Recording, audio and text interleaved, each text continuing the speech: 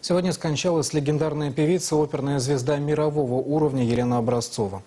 Она умерла в одной из клиник Германии, где проходила реабилитацию после операции. Певица, летом отметившая 75-летие, в последнее время часто появлялась на телевидении, участвовала в шоу и даже выступала в роли драматической актрисы, играя в спектаклях Романа Виктюка, Антонио фон Эльбы и «Страсти по Радамесу». Елена Образцова неоднократно бывала в Казани с сольными концертами и как участница международных оперных фестивалей имени Федора Шаляпина. На одном из гала-концертов она исполняла партию графини из оперы «Пиковая дама».